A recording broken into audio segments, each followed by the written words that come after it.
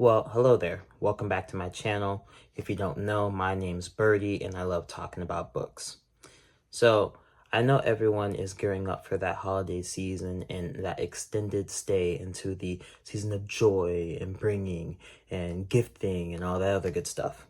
But if you're anything like me, these last couple months leading up to the season hasn't already been, cherries and blossoms and all that other good stuff, but more like filled with anxiety, seasonal depression, and little to no amounts of sleep due to school, home, job, and everything else under the sun. And you're just done. If you're like me, you're just done with life, done with family, friends, relationships, and you're just looking for an escape from reality, escape from things that you know. And I feel you. Trust me, I feel you. I've been wanting to scream on the inside for a while now. But I digress. To combat these feelings of depression and anxiety, I have 5 book recommendations for you that will just offer you that escape from the reality that you know and hopefully give you some joy in this season and liven you up a little bit for the spirit of giving and so forth. But as my mental health is a little bit fragile these days, we are joined by a special guest. Meet my friend Avo the avocado. This is my lovely little friend. I take no disrespect when it comes to Avo. He is the greatest avocado on earth. And for those of you who don't know, my mom is going on a little bit of a salad trend these days. So Avo has literally become my new best friend. There are avocados stashed about my house. But that is a whole nother problem. So today I just got 5 book recommendations for you. As always, if you enjoy this video, give it a like down below.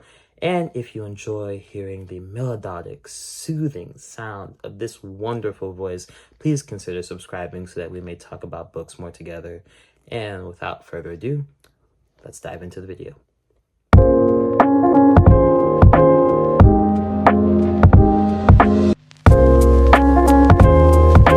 So, pay particular note to that these books, I have specially curated them that they will allow you to explore different worlds and different possibilities of these worlds. These 5 books that I have for you force you to break down your imagination and build it back up with a newfound understanding of this reality that you've been given. They expand deep down into the emotional depths of character and world building. They just give you an all-around thing that will make you reconsider the reality and life that you know. And so they just provide an escape. So without further ado, our first book for you that I have for you today is The Golden Compass by Phillip Pullman. Since I do not have the current copy with me, I will be sitting it right there, hopefully. And the reason why I picked this book is since it's the season, I just had to give you one holiday book that you can relate to and give to you. So say hello to The Golden Compass. I mean, this book is your stereotypical adventure story. It involves a fantastical world that is built upon your ability to understand the imaginative. And it's built upon that innate feeling of your inner child. I mean, it allows you to speak to that imagination within and really call it out and say, hey, where you been all this time? Where that creativity been lying around all around inside of you? And so we follow a little girl who's looking for a friend.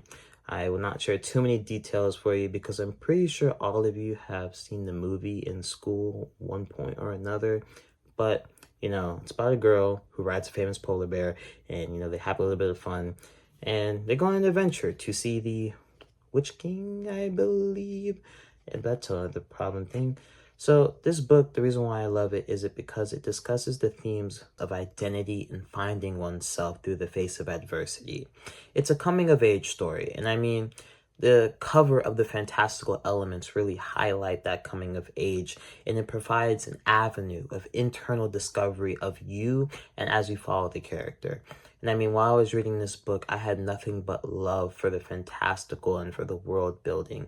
And the thing that I really love most about this book is that it lets you understand the fantastical. It allows you to speak to that inner child within yourself and say, come on, be creative. Do what you're always meant to do. Take a break from that world that you know and just enter something that you will never have to see again probably, but it will be something that you'll enjoy and live on to for years to come. And so that's why I recommend to you The Golden Compass by Phillip Pullman. I rated this book 5 stars. I think that you will really enjoy it if you get the chance to read it. And don't take my word for it. I mean, if you want to go more about the world, as I mentioned, there's already a movie about it, and the movie graphics are pretty good. I mean, CGI back then wasn't really that developed, but from my experience of watching it, it's pretty good, and I would take a chance to look at it. So, that's book number 1. Let's move on to book number 2. All right, now my second book for you is Daydream by Hannah Grace. Now, this is her newest book, and when I tell you, this is one of the most amazing romance books that I have ever read. I mean, this book is for my hopeless romantics out there. Now, this book really got me out of a deep reading slump and allowed me to revive my love of the romance genre and everything I love about reading. I mean, I was just reading books for a couple weeks for just like the fun or like that little escape, but I really wasn't really processing those books. And I tell you, Daydream pulled me out so quickly. And I mean, it's a contemporary romance with 2 POVs. We have Hallie, who is a aspiring author, a little bit of a baker, and a definite people pleaser. When I tell you this girl has a problem with saying no, that is completely ridiculous. And then there's the other side of the coin. There is Henry, who is the captain of the hockey team. He is an amazing artist and friend, and dare I say, a great lover. But, you know, the man is just pure eye candy at this point, and I haven't even seen him. I've just read him, and when I tell you the way Hannah Grace describes this man, it makes me want to almost faint. But that is a whole nother story. All jokes aside, Henry was the main character I related to the most because of his own internal struggles that I saw and that I really related to. I mean, they both met by accident at a party, and from when I tell you, the rest is history, and I tell you, it's a history that you must read. Like, go and pick up this book immediately. Go give it some love. But this story, it's all centered around character. And this is for those who truly want to understand how different people process their emotions and how the internal struggle is real. Like when I tell you, if you felt it, it is real. Hannah Grace tackles anxiety, depression, and overstimulation head on. But be forewarned, it is a slow burn, spicy romance, and it sometimes gets to a point where I love these slow scenes, but for some, it might not be the right amount of slow. So just be warned about that. But this is just a real story about real people who are trying to overcome their adversity. And I find that it is challenging enough for one to show bravery and courage in the face of adversity. But it is another thing to have bravery shown through adversity, not through adversity, but finding who you are despite the internal turmoil of life. You can really know about a person by their true internal struggles, and a lot of times you will never know that. That's why I love this book, because it allows us to process those internal struggles. And I think the thing that really made me love this book is that the understanding that the characters had of each other. I mean, once you get to read it, you understand what I mean about how they complement each other at every turn, and that this book just gives me like a warm, cozy feeling inside. And when I tell you, I couldn't stop smiling while reading this.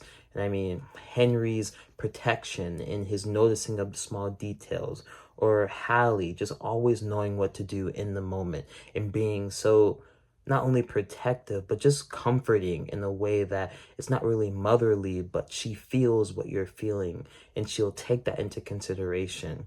And they work at an advantage and a disadvantage. And that goes back to the point of talking about emotion. I mean, all I can tell you is that I really could not stop smiling while reading this book.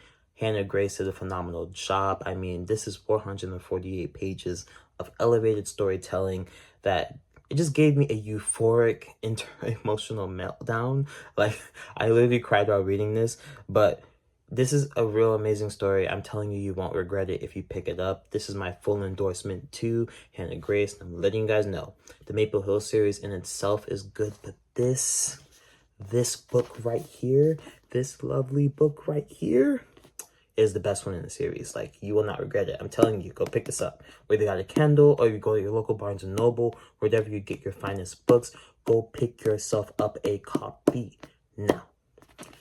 So, that's my second book for you, Daydream by Hannah Grace. Never forget the name, because you're never going to forget the characters once you read them. All right, let's get on to the third. So third I have for you is The Nightingale by Kristin Hannah. Now, when I tell you, this book was thick, but it was so worth it. And it's not the thickest book I've read this year, believe it or not. But the key thing that I want to point out is that this book is for my thinkers. I mean, it is a book that focuses on confronting the hard inadequacies and inaccuracies of the world that we live in. It's set in World War II. We follow two sisters, Viviane and Isabelle, as they adapt to France that is overrun by Nazis at every turn that they take. The former is just trying to survive and live her life with her child, and the latter is young and rebellious, trying to change the world that she lives in. And I mean, the sisters are two sides of the same coin. They're back and forth, everything, and their relationship is a bond that will never be broken. You understand what I mean if you ever, when you read it and get to the ending. I mean, this story is heavily introspective and a very reflective story. It makes you reflect on history and how conflict really truly does develop a nation and a culture of its own, and how it challenges the truths given by historians and people in the news system, and just shows people in their everyday lives living in this culture, in this environment that is new. And it offers a raw, different perspective that, you know, differs from the mainstream media. And that's the thing that I really love about it. But the one thing that I truly think that Kristin Hannah does ever so effortlessly is her use of imagery. And I mean, it's one of the main reasons I love this book. It's just like she takes every detail and she makes it personal. Now, the one way to grab me in a novel is to make everything personal to me. And she does that immensely. I mean, she takes every detail, makes it personal. And I mean, this furthers the immersive experience that I have into the book. And it creates a unique exigency for the story. And I'm sorry if I use that word because, you know, English class and all of that. But it pierces and pulls on the emotional heartstrings. And it makes you want to reflect and really, I mean, it's like, it's a balance of history, but fiction. And it makes you just wonder. And I highly recommend it. I mean, this book was recommended to me by a friend. Her mom had read it, and since I'm a lover of historical fiction, she thought that I would really enjoy it, and I really did. So I think that you guys will enjoy this book too. And just go ahead and give it a try. I mean, all these books, go find them at your local bookstore and just give them a try. They're wonderful reads. So I got a next book for you. Our next book is The Great Gatsby by F. Scott Fitzgerald. And I do not have a copy of this book in front of me, so I'm just going to, you know, bam, Great Gatsby. And now, I know you're either thinking that, wait, The Great Gatsby, didn't I read that in school? Or you're probably saying in your head, wait, isn't that the movie with Leonardo DiCaprio as his hair is so slicked back? And you'd be right about both. I mean, you're not wrong. But for our purposes, this is just a short novel about an insanely rich man. When I say insanely rich, insanely rich. So if you love the rich and how they interact with each other and how one is to find love in this world, you will definitely enjoy this book. So we follow Jay Gatsby and his quest for love with Daisy Buchanan. I'm pretty sure you all know this. And I know we all talk about the love and the jazz age and how jazz is very influential. But I think that one of the main things that really pointed out to me in this book was this book discusses success and internalizes that and really shows the struggle about how we reach it. I mean, the accomplishments and failures of this life and how those transcend into anything that we can even imagine. I mean, how emotional reactions induce moral character and how moral character really changes over time in our perception of it. And so, but most most importantly, I mean, all that's fun and games. I know all that, but most importantly is the jazz age, like the eccentricities of the jazz age, and how the glamour and the fun, and how you go to a club after midnight. I mean, that in the setting, in the arrangement, coupled with that discussion of success, you couldn't find a more highly classical novel than The Great Gatsby. I mean, it's already a movie, so like, you know, when they turn things into movies, usually they're not good, but this one I highly recommend. So this is a five-star read for me too. I guarantee it will be a five-star read for you as well. And you're just gonna find it as a wonderful novel. But yeah, that's The Great Gatsby by F. Scott Fitzgerald. Now on to our next book. So, right now we have The Alchemist, The Secrets of the Immortal Nicholas Flamel by Michael Scott. Now, have you ever wondered why Rome fell? Or how to turn pure rock or solid metal into extraneous gold? Well, if you have, let me introduce you to my friend Nicholas Flamel. He is the alchemist. No, no, no. You didn't hear me right. Not an alchemist. He is the alchemist, the first and only one. So, an alchemist who also happens to be 1,000 years old, but you know, we'll get into that later. Once you read the book, you'll find out why this guy is immortal. And this is a story all about the methodical. I mean, this story likes to play the long game. When I tell you this is about a 9-book series, but each book you'll be so engrossed into the world and the characters that it doesn't even feel like it. I mean, this entire series really takes the main plot and develops it, but it's more focused on the side quests. You know, like the side quests in life, you always got to do something. You're always on the run from someone. You're always trying to get a hit. And I think that's why I find that most intriguing about the book is that it twists and turns a side quest into the main plot, and it makes it ever so intriguing and engrossing that it's just a wonderful play. And I mean, it's amazing. So I recommend this book because of its insane world building. I mean, the world is the most singular thing about it that's just like amazing. I mean, it blends natural legends of this world and turns it into something fantastical. And it bends and combines realities into these eccentricities of amazement. And I mean, the mix of history's greatest legends and the reality of world of the 21st century just should make someone just be like, okay, wait a minute. Let me stop and listen. Let me figure out what's going on. What can I do to develop this more? And so, like, you'll learn about Athena and how she truly was made.